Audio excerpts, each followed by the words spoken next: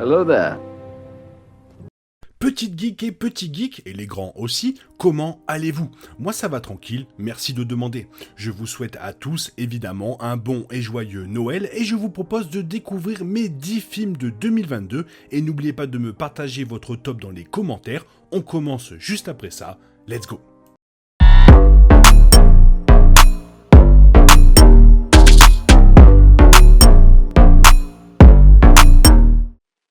Si 2020 a été une catastrophe pour le cinéma et 2021 une année de tentatives de récupération et d'expérimentation en streaming, 2022 est l'année où Hollywood est revenu à la normale.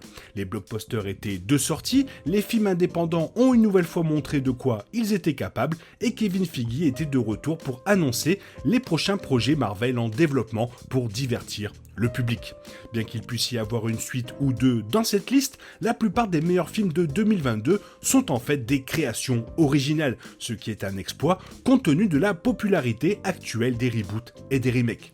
Des films au concept complètement originaux ou d'autres projets cinématographiques ont reçu des éloges des critiques et ou commerciales, gagnant le droit d'être considérés parmi les meilleurs films de 2022. Et l'année n'est même pas terminée. Que vous recherchiez les plus grands films que vous auriez pu manquer de 2022 jusqu'à présent, ou que vous jetiez simplement un coup d'œil avant que la prochaine vague de films favoris n'arrive, voici mes choix pour les meilleurs films de 2022. Si Hollywood nous a prouvé quelque chose, c'est que les remakes de films bien aimés des années 80 sont rarement à la hauteur de leurs originaux. Mais Prey figure sur la liste comme l'un des meilleurs films de 2022. D'innombrables tentatives ont été faites pour moderniser les classiques et presque toutes ont échoué de manière spectaculaire. Mais la foudre a frappé 2 fois en 2022. Après Top Gun Maverick qui a prouvé que faire du neuf avec du vieux, ça marche, Prey est arrivé et a une nouvelle fois mis un grand coup de pied dans les remakes affreux sans succès. Ce préquel de Predator demande ce qui se passerait si l'un des extraterrestres emblématiques de la franchise débarquait aux États-Unis au XVIIIe siècle. La réponse a été donnée par Dan Trachtenberg et mettant en vedette Amber Midhunter. Prey est une affaire violente et dirigée par des personnages infiniment plus satisfaisants que tout ce que la franchise a fait depuis. Sorti en août sur Hulu, le succès critique de Prey a immédiatement mis en place une suite et on est impatient de la voir. La beauté de Decision to Live de Park Chan-wook réside dans la façon dont le réalisateur peut dresser une scène avec tant d'idées, de détournements et d'éléments, le tout créant une expérience beaucoup trop exquise. Non seulement Park Chan-wook mélange ce mystère policier avec l'une des meilleures histoires d'amour de l'année, mais ce film est étrangement drôle, plein d'humour noir qui s'intègre parfaitement avec tout ce qu'il présente. Avec Decision to Live, Park Chan-wook place tous les morceaux petit à petit et c'est impressionnant, avant finalement de nous asseoir pour un repas somptueux qui se révèle une fois de plus être un réalisateur fascinant qui peut mélanger tous ces ingrédients ensemble et faire en sorte que tout semble sans effort. Woman Talking de Sarah Polley, son premier film en plus d'une décennie, est l'un des films les plus fascinants et obsédants de l'année, mettant en vedette l'un des meilleurs scénarios et acteurs de 2022. Avec des films comme Away We Go, Take We Waltz et le documentaire Story We Tell, Polley a montré le poids des décisions émotionnelles bouleversantes, mais elles ne sont jamais senties aussi graves et urgentes que dans la conversation en cours dans Woman Talking. Polley est revenu à la réalisation avec ce qui pourrait être son meilleur film à ce jour, un regard saisissant et puissant sur les droits des femmes, les histoires que nous racontons pour éviter la vérité et les difficultés qu'il faut pour faire le bon choix. Il était trop facile de se sentir sceptique quant au retour de Tom Cruise en tant que le capitaine Pete Maverick Mitchell. Top Gun de 1986 est un classique du cinéma, mais uniquement en raison de sa marque sur la culture populaire. Plus de 30 ans plus tard, une suite en valait-elle la peine ? Miles Teller, John Hamm, Glenn Powell et Jennifer Connelly rejoignent Cruise et son compatriote original de la marine, Val Kilmer, alors qu'un Maverick vieillissant évalue son héritage et se bat pour l'avenir des pilotes de la marine. Mélangeant harmonieusement passé, présent et futur, sans jamais tomber dans la nostalgie pure et simple ou perdre de vue le film de Tony Scott, Top Gun Maverick a reçu des critiques élogieuses dont beaucoup l'ont proclamé avec audace meilleur que l'original. Les chiffres du box-office ont emboîté le pas. Top Gun Maverick est le film le plus rentable de 2022 pour le moment, le film le plus rentable de la carrière de Tom Cruise et l'un des meilleurs films de 2022. Grâce à Get Out and Us, Nope est arrivé en juillet 2022 avec pas mal d'attentes. Une campagne marketing délibérément énigmatique et un casting all-star avec Daniel Kaluuya, Kiki Palmer et Steven Yeun nous disaient déjà pas mal de choses sur le film. Nope est à la hauteur de la multitude de théories de pré-sortie et offre toute la satire, la psychologie et la bizarrerie que le public attend de la palette artistique de Peele. Plus que les efforts précédents du réalisateur, Nope a été félicité pour avoir augmenté le drame visuel et l'échelle, tout en étant l'entrée la plus étrange dans la filmographie déjà très dérangeante de Peele. Le box-office a été solide, sinon spectaculaire, mais la réaction du public envers Nope a contribué à la réputation croissante de son réalisateur, suscitant même des comparaisons avec Steven Spielberg. Le Batman de Matt Reeves allait-il être à la hauteur du battage médiatique massif créé par les bandes annonces ? Bien sûr que ce serait le cas, bénéficiant d'un isolement complet de la franchise et d'un manque évident d'histoire d'origine de Bruce Wayne, The Batman, montrant le chevalier noir de DC comme jamais vu auparavant, un chevalier sombre, angoissé, loin de ce que les films de Batman décrivent habituellement, faisant de ce film l'un des meilleurs de 2022. Le ton maussade de Batman, combiné au scénario de détective noir de Matt Reeves et Peter Craig, contribue également à cette injection de fraîcheur de films de super-héros, tandis que les performances exceptionnelles de Zoé Kravitz dans le rôle de Senny Lacal, Paul Dano dans le rôle de Riddler et Colin Farrell en tant que pingouin ajoutent une classe et une profondeur à la belle cinématographie de Greg Fraser, transformant Gotham en un personnage à part entière. Le Batman a remporté le succès au box-office et bien qu'une suite ne soit pas officiellement éclairée au vert, ce n'est sûrement qu'une question de temps. Rian Johnson a surpris le public avec son film Knives Out en 2019, et beaucoup pensaient qu'il ne pourrait plus refaire le même exploit. Il s'avère que ces inquiétudes étaient vaines, car la suite Glass Onion Knived Out Mystery a dépassé toutes les attentes. Glass Onion voit le détective de Daniel Craig, Benoît Blanc, se rendre dans la pittoresque Grèce pour résoudre le meurtre de la sœur Helen Brand. Comme son prédécesseur, la suite a un casting de stars faisant appel à Dave Bautista, Edward Norton, Catherine Hahn et Kate Hudson. Cependant, ce n'est pas seulement le casting qui fait fonctionner ce mystère passionnant.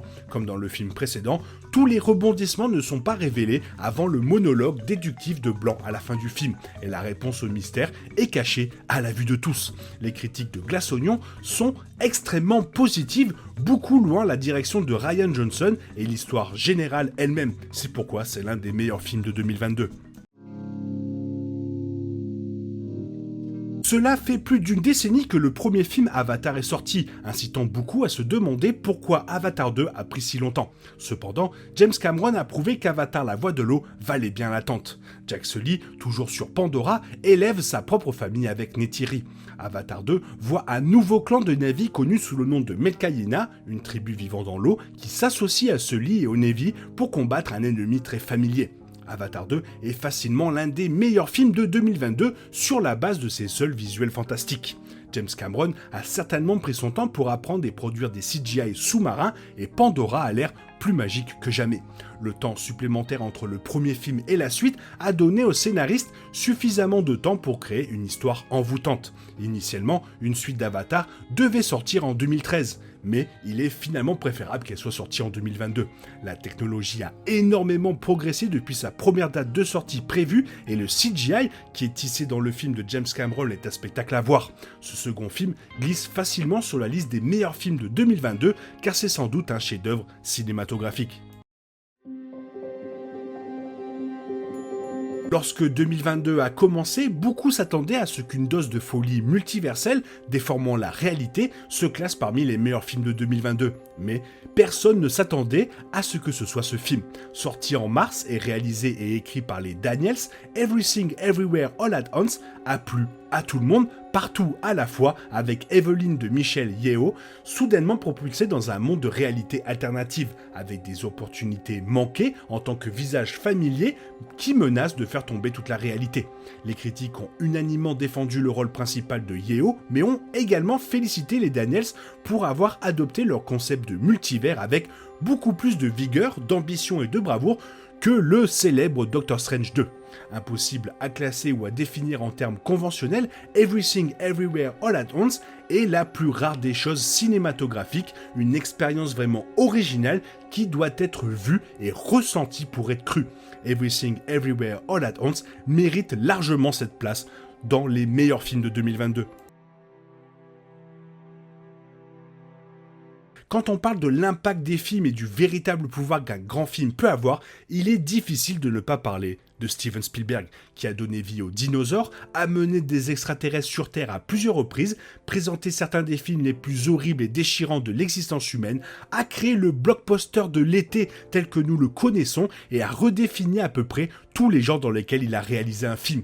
Pour beaucoup d'entre nous, Spielberg a été l'un des premiers cinéastes à nous montrer à quel point les films magiques pourraient être. Pourtant, alors que Spielberg a toujours montré un contrôle magistral sur ses histoires derrière la caméra, contrairement à de nombreux cinéastes, nous en apprenons rarement beaucoup sur Spielberg à partir des films qu'il donne au public. Bien sûr, il y a des films comme E.T. ou Rencontre du troisième type qui donnent l'impression d'aborder des parties de son enfance, mais Spielberg n'a jamais eu l'impression d'essayer intentionnellement de parler de lui avec ses films.